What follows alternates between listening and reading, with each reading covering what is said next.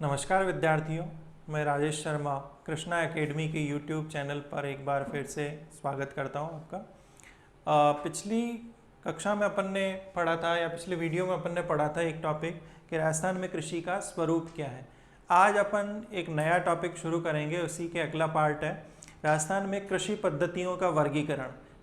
आप देखिए, इसमें कई कृषि पद्धतियां होंगी जिनमें हम डिटेल से पढ़ेंगे। राजस्थान में कृषि पद्धतियों का वर्गीकरण, ठीक है, कि कितने प्रकार की कृषि की जाती है और जो प्रमुख प्रकार है वो अपन पढ़ेंगे अभी इसमें कि राजस्थान में कृषि पद्धतियों का वर्गीकरण कैसे किया जा सकता है।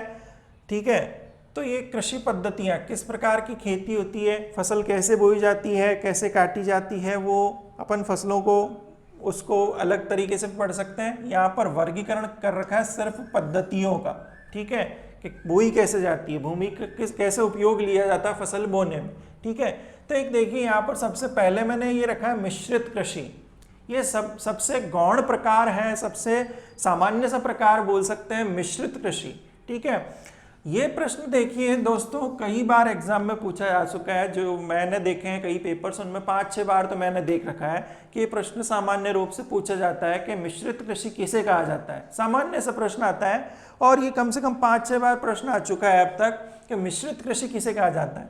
तो यहाँ पर देखिए कई जने गलती कर देते हैं। मिश्रित मतलब यहाँ पर कई जने जिन्होंने पहले नहीं पढ़ रखा है या जो नए अभ्यर्थी हैं इस प्रतियोगी परीक्षा के क्षेत्र में आ रहे हैं, कंपटीशन लाइन में आ रहे हैं, उनको ऐसे लगता है अगर नहीं पढ़ा हुआ होता है तो मिश्रित कृषि। मिश्रित मतलब एक आइडिया तो आप ऐसे लगा सकते हैं कि भाई कई फसलों के मिश्रण, कई फसलों को एक साथ बोना क्या कहलाता है, मिश्रित कृषि कहलाता है। ठीक है, हाँ वो हो सकता है, लेकिन यहाँ पर प्रश्न पूछने का यही कारण है कि आप गच्चा खाएं और गलत उत्तर दें।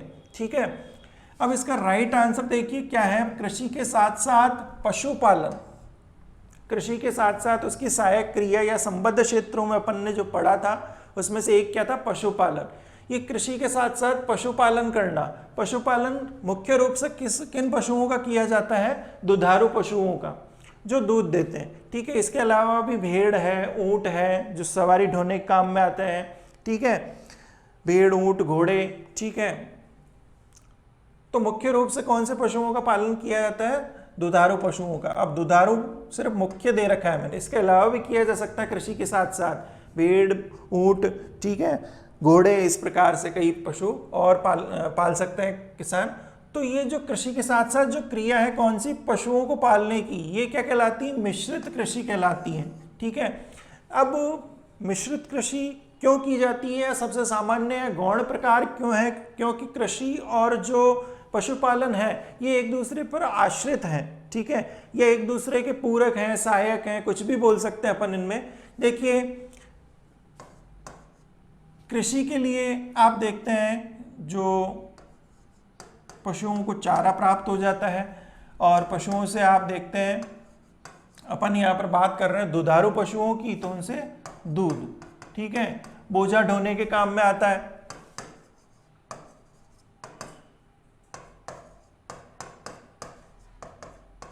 ठीक है, तीसरा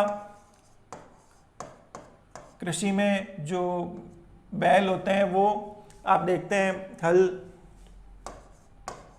चलाने काम में लिए जाते हैं, बीजारोपण के लिए काम में लिए जाते हैं, फसल बोने काम में लिए जाते हैं। इसके अलावा जो भेड़ है, ऊंट है, उनसे ऊन प्राप्त होती है,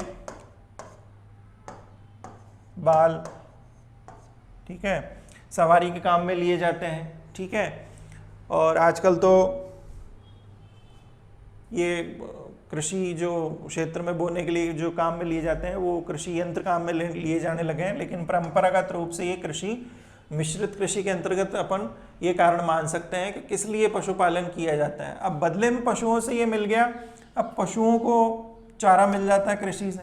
ठीक है, उनको अलग से कुछ ज़्यादा खर्च करना नहीं पड़ता।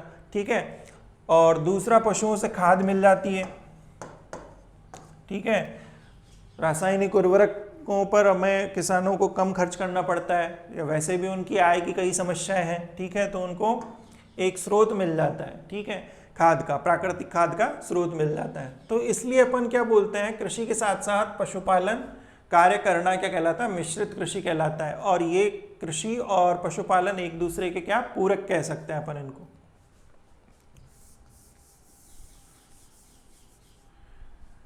फिर देखिए दोस्तों, दूसरा प्रकार सामान्य है जो राजस्थान में सर्वाधिक प्रचलित है, शुष्क या बारानी कृषि। शुष्क का मतलब सूखी, सूखी यहां पर थोड़ा सा आपके दिमाग में आ रहा होगा, शुष्क का मतलब सूखी खेती। सूखी खेती मतलब बिना पानी की खेती होती नहीं है, ठीक है। तो यहाँ पर शुष्क खेती का अर्थ यह है कि शुष्क क्षेत्र है यहाँ पर, ठीक है। शुष्क क्षेत्र, राजस्थान का जो पश्चिमी एरिया है वो क्या है, शुष्क है, ठीक है। या जहाँ पर सिंचाई की सुविधाओं का अभाव है, ठीक है, वहाँ पर जो कृषि की जाती है उसको क्या बोलते हैं, शुष्क खेती बोलते हैं। इसी का दूसरा या अन्य नाम है बारानी कृषि। बारानी कृषि, यहाँ पर देखिए वर्षा आधारित कृषि को क्या कहते हैं, शुष्क या बारानी कृषि कहते हैं। जिस क्षेत्र में सिंचाई की सुविधा पूर्ण रूप से किस पर आश्रित है, वर्षा जल पर आश्रित है, वहाँ पर अगर जो कृषि की जाती है उस कृषि को क्या बोलेंगे अपन सामान्य भाषा में, शुष्क या बारानी कृषि कहा जाता है। अब देखिए इस पद्धति में होता क्या है, इस कृषि पद्धति में किस क्षेत्र को रख सकते हैं या कौन सा वर्षा वाला यहाँ पर आंकड़ा अपन देखते हैं, तो 50 सेंटीमीटर से कम वर्षा, 50 सेंटीमीटर से कम वर्षा की अपन बात करें तो यहाँ पर पश्चिमी राजस्थान या अरावली का पश्चिमी छोर, ठीक है, वहाँ से लेके आप देखिए जैसलमेर तक, वहाँ पर क्या है, कम वर्षा वाले क्षेत्रों में वर्षा जल का सुनियोजित रूप, अभी अपन आगे और पढ़ेंगे, वर्षा जल का सुनियोजित रूप से संरक्षण किया जाता है। मतलब वहाँ पर आप देखते हैं जैसे अभी मानसून आने वाला है और खेतों में मिट्टी को उलट पलट किया जाएगा, ठीक है, जिससे वो थोड़ी ढीली हो जाएगी और उसमें जब वर्षा जल बरसेगा तो वो सोख लेगी उस पानी को। ये बात यहाँ पर सामान्य की जाती है कि वर्षा जल का सुनियोजित उपयोग रूप से संरक्षण, मतलब वर्षा होने से पहले ही मिट्टी को उलट पलट किया जाता है, हल चलाया जाता है उसमें। वो इसीलिए किया जाता है कि आपकी जो वर्षा जल बरसे वो मिट्टी में गहराई तक चला जाए और ज़्यादा से ज़्यादा मात्रा में जल का संरक्षण कर सकें। और वही जो गहराई तक पहुंचा हुआ जल ही क्या होता है, वो फसल की जड़ के लिए लाभदायक होता है, ठीक है। तो उस क्षेत्र में थोड़ा सुनियोजित संरक्षण किया जाता है और सुनियोजित संरक्षण करके खेती की जाती है और उसको क्या बोलते हैं, शुष्क या बारानी कृषि कहा जाता है। अब अपन ने संरक्षण भी कर लिया, लेकिन संरक्षण करने के बाद भी कम पानी की आवश्यकता वाली फसलों को ही वहां पर बोया जाता है। ऐसा नहीं कि व्यापारिक फसलों को बोया जा रहा है, वहां पर कम पानी की आवश्यकता वाली फसल कौन कौन सी हो सकती है आप सभी जानते हैं, जैसे बाजरा, मुख्य रूप से जो फसल है बाजरा, मूंग, मोठ,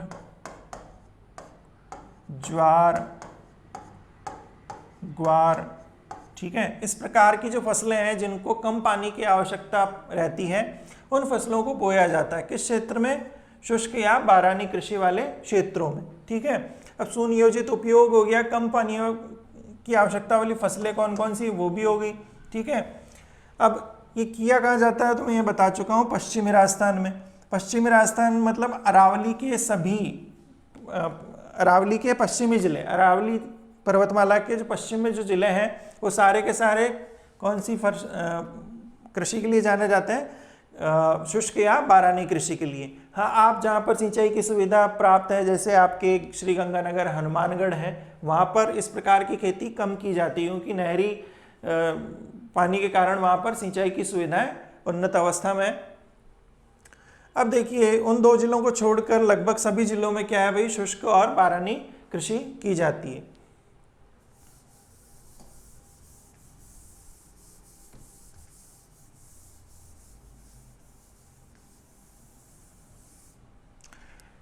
अगली देखिए आर्द्र कृषि। आर्द्र का मतलब नम, गीला, यहां पर शब्द था शुष्क और यहां पर है आर्द्र, ठीक है।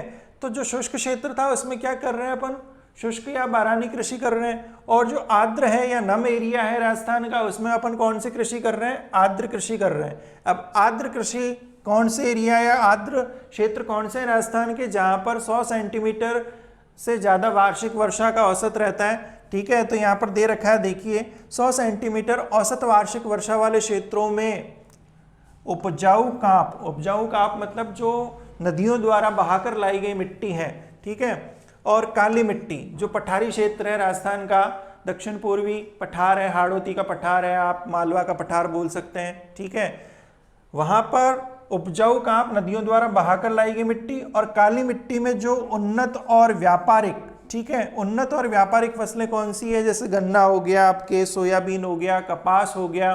कपास के अलावा आप देखते हैं अफीम के अलावा और भी कई प्रकार की उड़द, ठीक है, जिनसे ज़्यादा मात्रा में आय होती है। ठीक है, या जिनको नकदी फसलों के रूप में तुरंत बेचा जा सकता है। ठीक है, उन फसलों का उत्पादन होता है या कृषि की जाती है, वह क्या कहलाता है? आर्द्र कृषि कहलाती है। ठीक है, अब आर्द्र कृषि राजस्थान में कहाँ कहाँ या कौन कौन से जिलों में की जाती है? तो मुख्य रूप से इसमें 4-5 जिले दे रखे हैं। देखिए, बारां, झालावाड़, कोटा, बांसवाड़ा, चित्तौड़गढ़, इन जिलों में क्या किया जाता है? आर्द्र कृषि की जाती, क्योंकि इनमें वार्षिक वर्षा का औसत वो क्या रहता है? 100 सेंटीमीटर से ज़्यादा रहता है। और इन्हीं जिलों में क्या भाई कृषि कौन सी की जाती है? आर्द्र कृषि की जाती है।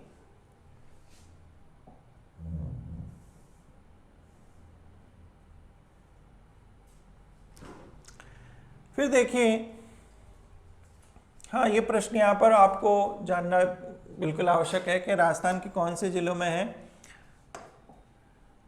आर्द्र कृषि की जाती है। तो वो 4-5 जिले मैंने आपको बताए हैं, बारां, झालावाड़, कोटा, बांसवाड़ा और चित्तौड़गढ़। ठीक है, ये आपके प्रश्न का उत्तर होगा जहाँ पर आर्द्र कृषि की जाती है मुख्य रूप से। ठीक है, क्योंकि यहाँ पर वार्षिक वर्षा का औसत रहता है 100 सेंटीमीटर से ज़्यादा। अब देखिए, चौथा जो प्रकार है या कृषि की पद्धति है वो देखिए सिंचित कृषि। सिंचित शब्द से अपन को पता चल रहा है जहाँ पर सिंचाई की सुविधाएं प्राप्त है कृषि क्षेत्र में। ठीक है, वहाँ पर कौन सी कृषि की जाती है? सिंचित कृषि की जाती है। इस प्रकार की कृषि 50 से 100 सेंटीमीटर वार्षिक वर्षा वाले क्षेत्रों में, ठीक है, मतलब यहाँ पर बात करें तो एक तरह से अरावली के पूर्वी जिले, अरावली के पूर्वी अधिकतर जिले किस कृषि के अंतर्गत आएंगे? सिंचित कृषि के अंतर्गत आएंगे। 50 से 100 सेंटीमीटर वार्षिक वर्षा वाले क्षेत्रों में ये कृषि की जाती है। कौन सी? सिंचित। मतलब 50 सेंटीमीटर वर्षा होती है तो कुछ मात्रा में तो भाई वर्षा से सिंचाई की सुविधाएं प्राप्त हो जाती है, और बाकी जो है नलकूपों से, नहरों से, ठीक है, तालाबों से, कुओं से, ठीक है, ट्यूबवेल से आदि से सिंचाई करके उस कमी को पूरा कर लिया जाता है। ठीक है, सिंचित कृषि। अब देखिए, यहाँ पर जिलों की बात मैंने आपको जिलों के नाम नहीं बताए, लेकिन ये अरावली के पूर्वी जिले होंगे अधिकतर। ठीक है, इस पद्धति में फसल पूरी तरह वर्षा पर आधारित नहीं होती है। अपन ने शुष्क में पढ़ा था कि उसमें क्या है भाई, पूर्ण रूप से वर्षा पर आधारित रहती है, वो कृषि कौन सी कहलाती है? शुष्क। लेकिन यहाँ पर पूरी तरह वर्षा पर आधारित नहीं है। ठीक है, अगर यहाँ पर 50 से 100 सेंटीमीटर के बीच में बारिश होती है, अगर सिंचाई की सुविधाओं को अपन देखें उनमें कोई कमी आती है तो उनको भाई क्या सिंचाई करके नलकूपों से वर्षा के अतिरिक्त सिंचाई करके फसलोत्पादन किया जा सकता है। ठीक है, तो वर्षा में उतार चढ़ाव होने पर क्या किया जाता है? कृत्रिम रूप से सिंचाई करके अपन फसलोत्पादन कर सकते हैं। लेकिन यहाँ पर पूर्ण रूप से वर्षा पर आधारित। और ये क्या आर्द्र, इसमें पूर्ण रूप से भाई क्या सिंचाई पर और बारिश पर आधारित रहती है, इनमें कोई किसी प्रकार की दिक्कत नहीं आती। यहाँ पर सिंचित कृषि में अरावली के पूर्वी जिले आ गए, पूरी तरह वर्षा पर आधारित नहीं होती है और अतिरिक्त सिंचाई करके फसलोत्पादन किया जा सकता है। यहाँ तक क्लियर। अब राजस्थान में उत्तरी, पूर्वी और दक्षिणी जिलों में इस प्रकार की कृषि मुख्य रूप से की जाती है। उत्तरी में अपन बात करें हनुमानगढ़ और श्रीगंगानगर की। ठीक है, उसके अलावा अलवर है, भरतपुर है, धौलपुर है, करौली, सवाई माधोपुर, टोंक, इनमें क्या भाई सिंचाई की सुविधाएं नहरों के कारण, बांधों के कारण क्या पूर्ण रूप से विकसित अवस्था में। ठीक है, तो वहां पर क्या किया जाता है, अगर बारिश कम होती है तो क्या अतिरिक्त सिंचाई करके फसलोत्पादन किया जा सकता है। ठीक है, अब देखिए इसमें जिलों के नाम भी दे रखे हैं, विशेष रूप से अलवर, भरतपुर, श्रीगंगानगर, हनुमानगढ़, करौली, सवाई माधोपुर, भीलवाड़ा, अजमेर, और इसमें एक टॉक जिला भी आप ऐड कर सकते हैं। इन जिलों में क्या होता है, कौन सी कृषि की जाती है, सिंचित कृषि की जाती है। ठीक है, अब सिंचित कृषि भी कर ली। अब देखिए इसका पांचवा जो पद्धति है वो अपन अगली स्लाइड में पढ़ेंगे। आप चाहे तो इसका एक स्क्रीनशॉट ले सकते हैं।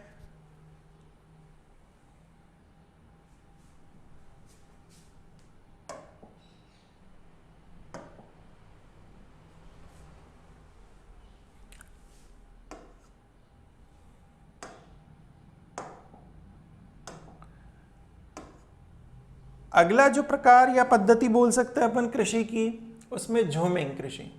झूमिंग कृषि पूरे विश्व में बहुत विख्यात है, लेकिन यहाँ अपन सिर्फ राजस्थान के परिप्रेक्ष्य में पढ़ेंगे इसको। ठीक है, लेकिन मैं आपको एक बता देता हूँ इसके बारे में। एक इंटरेस्टिंग फैक्ट है कि राजस्थान ही नहीं पूरे विश्व में सबसे प्राचीनतम जो कृषि पद्धति है वो कौन सी है, झूमिंग कृषि पद्धति, प्राचीनतम। सब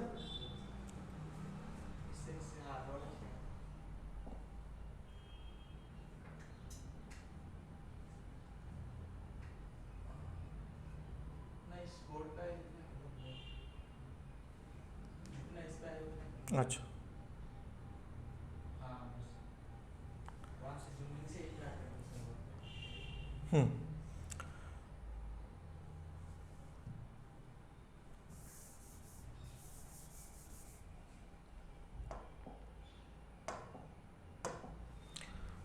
अगला जो प्रकार है या पद्धति है कृषि की, उसको अपन बोलेंगे झूमिंग कृषि। झूमिंग कृषि में क्या होता है, ये पूरे विश्व में सबसे जो कॉमन है, ठीक है, कॉमन या जिससे आप कृषि की शुरुआत बोल सकते हैं, प्राचीनतम जो पद्धति है कृषि की वो बोल सकते हैं, भारत ही नहीं पूरे विश्व में। वो कौन सी है, झूमिंग कृषि पद्धति। मतलब इंसान ने जब पहले खेती करना शुरू किया था तो कौन सी पद्धति अपनाई थी, झूमिंग कृषि पद्धति अपनाई थी। अब इसके कई क्षेत्रीय नाम होते हैं, राजस्थान में अलग है, पूर्वोत्तर भारत में अलग है, ठीक है, उत्तर भारत में अलग है, पूरे विश्व में अलग अलग नामों से जाना जाता है, क्षेत्रीय नामों से। लेकिन अपन यहाँ राजस्थान के परिप्रेक्ष्य में बात करेंगे। लेकिन इसके बारे में मैंने आपको बताया कि पहली बार जब इंसान ने खेती की थी तो कौन सी पद्धति से की थी, प्राचीनतम पद्धति कौन सी, झूमिंग। झूमिंग के अन्य नाम अपन अभी पढ़ेंगे, लेकिन उससे पहले जान लेते हैं कि आदि मानव ने जिस कृषि पद्धति का उपयोग किया था, ठीक है, पहली बार फसल उगाई थी, तो वो कौन सी पद्धति से उगाई थी, आपके झूमिंग कृषि पद्धति। ठीक है, और उसके बाद देखिए मैंने यहाँ पर एक नाम लिख रखा है, पृथु। अगर आप धर्मशास्त्रों में थोड़ा इंटरेस्ट रखते हैं, ठीक है, पुराणों के बारे में ज़्यादा थोड़ा जानकारी रखते हैं, तो एक राजा थे, अपने नाम था पृथु। अब कहते हैं कि इन्होंने सबसे पहले पृथ्वी को समतल करके कृषि कार्य किया था। ठीक है, अब उन्होंने भी क्या किया था, समतल किया था। मतलब जो जमीन उबड़ खाबड़ थी, वन युक्त थी, झाड़ झंखाड़ से युक्त थी, उसको साफ करके पृथ्वी को समतल किया, और उससे सबसे पहले कृषि कहते हैं कि पृथु। और पृथु के नाम पर ही पृथ्वी नाम पड़ा है, ऐसी मान्यता है, या पुराणों में उनका उल्लेख आता है पृथु का। और ये राजा थे जिन्होंने सबसे पहले कृषि कार्यों को किया था, पृथ्वी को कृषि योग्य समतल भूमि के रूप में बनाया था। आगे देखिए झूमिंग के अन्य नाम। ठीक है, अब ये झूमिंग जो है एक सामान्य सा प्रकार है, सामान्य सा शब्द है, लेकिन आपको उलझाने के लिए कई बार एग्जामिनर इसको अन्य नाम से भी दे सकता है। ठीक है, अब झूमिंग कृषि के और क्या नाम हो सकते हैं, तो पर्यावरण का शत्रु। यहाँ पर देखिए मैं प्रश्न आपको बताता जाता हूँ कि कौन सी कृषि पद्धति को पर्यावरण की शत्रु कहा जाता है। ठीक है, तो कौन सी झूमिंग कृषि को क्या कहा जाता है, पर्यावरण की शत्रु। वो अपन अभी आगे बात करेंगे क्यों कहा जाता है, लेकिन यहाँ पर प्रश्न आया है कि पर्यावरण की शत्रु किसे कहा जाता है, झूमिंग।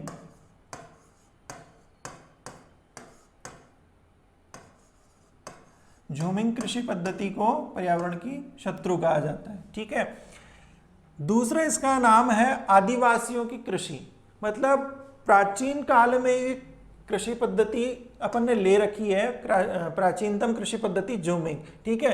तो उसमें एक आप और चीज़ ऐड करें तो आदिम जनजातियां हैं वो आज भी इसी पद्धति के ऊपर कृषि या फसलोत्पादन करती है, ठीक है। और इस पद्धति का मुख्य रूप से आज प्रचलन कौन सी आदिवासी या आदिम जनजातियों में है, जनजातीय क्षेत्रों में ज़्यादा है, ठीक है। इसलिए एक कारण यह है इसको आदिवासियों की कृषि कहने का, ठीक है। अब आदिवासियों की कृषि पूरे विश्व में वही जो जंगल में आदिम जनजातियां रहती हैं उनके द्वारा यही पद्धति अपनाई जाती है। अभी राजस्थान के परिप्रेक्ष्य में अपन और बात करेंगे, लेकिन उससे पहले अपन बात कर लेते हैं कि इसके और नाम क्या है। काटो और जलाओ कृषि, ठीक है। दूसरा प्रश्न यहाँ पर, पहला मैंने आपको बता दिया, पर्यावरण के शत्रु कौन सी कृषि पद्धति को कहा जाता है? ज़ूमिंग कृषि को। आदिवासियों की कृषि, या मतलब आदिवासियों द्वारा जो कृषि पद्धति यूज में ली जाती है उसको क्या, कौन सी ली जाती है? ज़ूमिंग कृषि। ज़ूमिंग कृषि को ही क्या कहा जाता है? आदिवासियों की कृषि कहा जाता है, क्योंकि यही तकनीक वो अपनाते हैं। फिर देखिए, काटो और जलाओ, किसे काटो और किसे जलाओ? तो यहाँ पर अपन को जानना जरूरी है कि जो भूमि होती है उबड़ खाबड़ या कई बार वन क्षेत्र होता है, उसमें पेड़ पौधे ज़्यादा होते हैं, झाड़ झंखाड़ होते हैं, उनको साफ करके मतलब काटा जाता है उनको और फिर जलाया जाता है, ठीक है। उस क्षेत्र को झाड़ झंखाड़ और पेड़ पौधों को काट के जला दिया जाता है। तो काटो और जलाओ कृषि के नाम से किसे जाना जाता है? ज़ूमिंग कृषि को, ठीक है। काटो और जलाओ कृषि के नाम से किसे जाना जाता है? ज़ूमिंग। फिर देखिए इसमें एक और लिख रखा है मैंने ब्रैकेट में, एक कर्तन और दहन। कर्तन का मतलब होता है काटना और दहन का मतलब जलाना, ठीक है। कर्तन का मतलब काटना और दहन का मतलब जलाना। जो पेड़ पौधे हैं जंगली एरिया में, झाड़ झंखाड़ है, उनको साफ किया जाता है और जलाया जाता है। तो कर्तन काटना और दहन जलाना, काटो और जलाओ। कर्तन दहन कृषि भी कौन सी है आपके? ज़ूमिंग कृषि को ही कर्तन और दहन कृषि कहा जाता है। अब देखिए दो और नाम इसमें मैंने लिख रखे हैं, इंग्लिश में। बुश फैलो कृषि की किसे कहा जाता है? बुश फैलो, ठीक है। बुश मतलब झाड़ी, ठीक है। बुश फैलो, झाड़ियों को साफ करके जो खेती की जाती है उसे कौन सी कृषि के नाम से जाना जाता है? बुश फैलो कृषि के नाम से जाना जाता है, ठीक है। तो झाड़ियों को साफ करके या जला के जो खेती की जाती है उसको बुश फैलो कृषि कहा जाता है। अब इसमें एक और दे रखा है, देखिए, स्लैश एंड बर्न।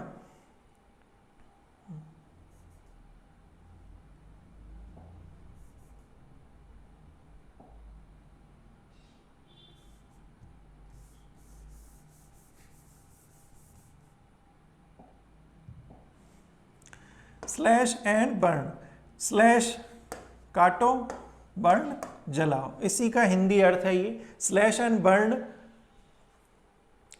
जो फार्मिंग है, ठीक है, स्लैश एंड बर्न फार्मिंग किसे कहा जाता है? ज़ूमिंग कृषि को ही स्लैश एंड बर्न फार्मिंग कहा जाता है, ठीक है। ये कृषि पद्धति है। अब ये सारे नाम एक ही है, इसे स्थानांतरित कृषि,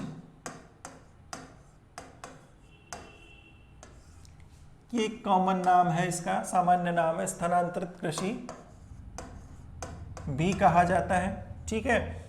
अब ये सारे नाम क्यों पड़े? इसको पर्यावरण का शत्रु क्यों कहा जाता है? आदिवासियों की कृषि क्यों कहा जाता है? काटो और जलाओ कृषि क्यों कहा जाता है? Bush fallow, slash and burn, ये सब क्यों कहा जाता है वो अपन यहां पर आगे पढ़ेंगे।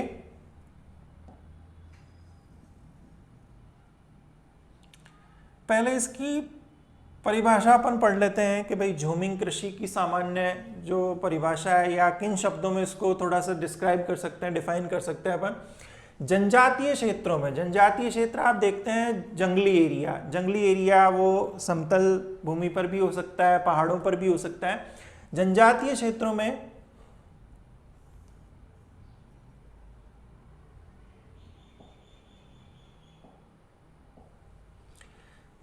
क्षेत्रों में आदिवासियों द्वारा पहाड़ी और वन क्षेत्रों में पेड़ पौधों झाड़ियों को एक निश्चित सीमा तक काटने के बाद जलाकर भूमि को साफ करने के बाद बची राख को फैलाकर वर्षा होने पर अनाज बोकर फसल तैयार की जाती है।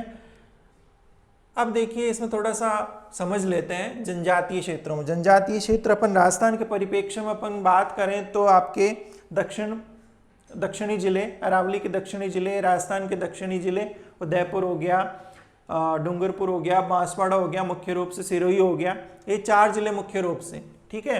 अब जनजातीय क्षेत्रों में आदिवासियों द्वारा पहाड़ी और वन क्षेत्रों में, पहाड़ी मतलब अरावली के दक्षिण में आप देखते हैं बहुत घने पेड़ पौधे हैं। ठीक है। और वन क्षेत्र भी उधर ज्यादा है। ठीक है। पेड़ पौधों और झाड़ियों को एक निश्चित सीमा तक काटने, ऐसे नहीं कि भाई आग लगा दी और उसको छोड़ दिया, नहीं, जितनी भूमि उनको कृषि के उपयोग में लेनी है उसको एक निश्चित सीमा तक वो डिसाइड करते हैं पहले, फिर वहां पर क्या करते हैं, उन पेड़ पौधों को काटते हैं, झाड़ियों को साफ करते हैं। अब उन झाड़ियों को वो थोड़ा सा यूज में लेने के लिए, ठीक है, या ज़्यादा भूमि घेरे नहीं वो झाड़ियाँ जो काट के रखी है, अब उसको क्या किया जाता है, काटने के बाद जला दिया जाता है। जो भूमि साफ होती है उस पर ही उसको जला दिया जाता है। ठीक है। निश्चित सीमा तक काटने के बाद जलाकर भूमि को साफ कर लिया जाता है। मतलब जलाने के बाद क्या हो जाती है, भूमि बिल्कुल समतल हो जाती है, और समतल होने के बाद जो जली हुई पेड़ पौधों से जलने के बाद जो राख बचती है, उस राख को क्या कर देते हैं, फैला देते हैं बिल्कुल उसी जमीन पर जहां से उन्होंने भूमि को साफ किया, वहां पर उस राख को फैला देते हैं। ठीक है। अब राख को क्यों फैलाते हैं भाई, या जलाते क्यों हैं? ठीक है। अभी अपन ने पढ़ा था एक पर्यावरण की शत्रु। ठीक है। अब पेड़ पौधे क्या होते हैं, पर्यावरण के मित्र होते हैं। पेड़ पौधों को आपने साफ कर दिया, ठीक है, हाँ, इसका उनके पास विकल्प नहीं है। ठीक है। आदिवासियों के पास और दूसरा विकल्प नहीं है, तो वो क्या करते हैं भाई, जंगली एरिया में जमीन को साफ करके क्या करते हैं, खेती करते हैं। लेकिन ये क्या पर्यावरण के प्रतिकूल प्रभाव, पर्यावरण पर प्रतिकूल प्रभाव डालती है। पेड़ पौधे वैसे ही राजस्थान में कम है, और ऊपर से ये क्या भाई, और पेड़ पौधों को जो जंगल का एरिया है उसको और साफ करके खेती के काम में लेते हैं। ठीक है। और ये राजस्थान ही नहीं, भारत और पूरे विश्व में ये समस्या का सामना करना पड़ता है। जो आदिवासी जनजातियां हैं वो क्या करती है, इसी प्रकार से कृषि पद्धति को इसी को अपनाती है, और क्या करते हैं, वन जो पहले ही विश्व में सबसे, जैसे अपन राजस्थान की बात करें तो बहुत कम है, यहाँ पर डेजर्ट एरिया ज़्यादा है। ठीक है। और उसमें और कमी आ रही है। ठीक है। तो यही कारण है कि पेड़ पौधों को काटने के कारण इसको क्या बोलते हैं भाई, पर्यावरण की शत्रु कृषि पद्धति बोलते हैं। ठीक है। दूसरा इसमें देखिए कि राख जो है, ठीक है, राख का क्या उपयोग है इसमें। राख का उपयोग देखिए, राख में होता फॉस्फोरस,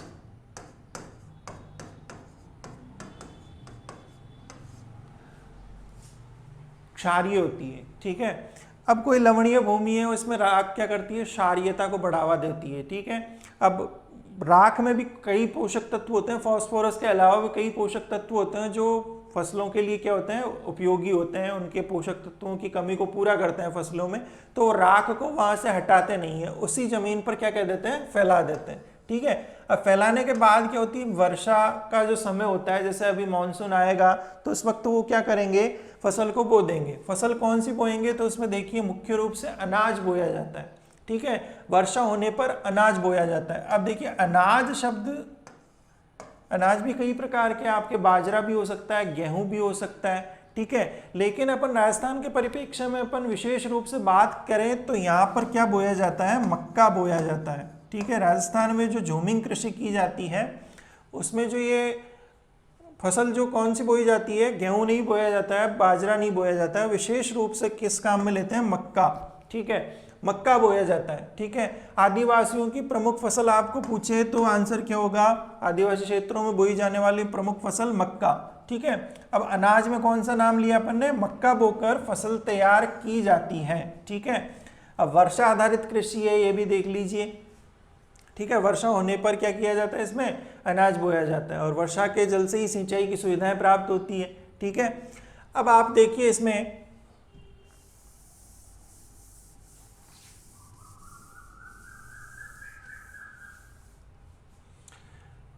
अनाज बो लिया, फसल काट ली, जैसे आप देखते हैं 2-3 महीनों में फसल पक के तैयार हो जाती है तो उसको काट लिया जाता है।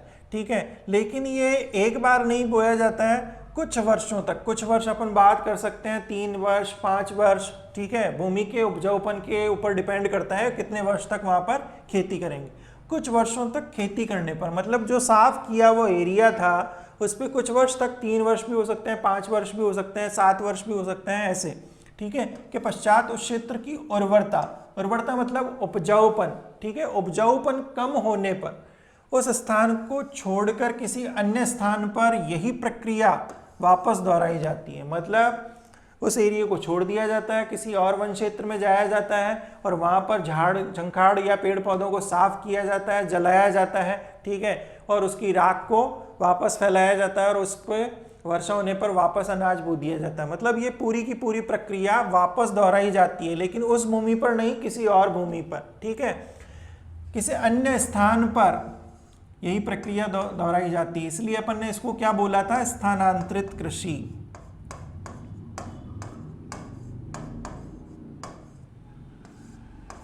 इसे अपन ने क्या बोला था, स्थानांतरित कृषि बोला था। कुछ वर्षों के बाद ये प्रक्रिया किसी और स्थान पर दोहराई जाती है, ठीक है, वो स्थान छोड़ दिया जाता है, ठीक है,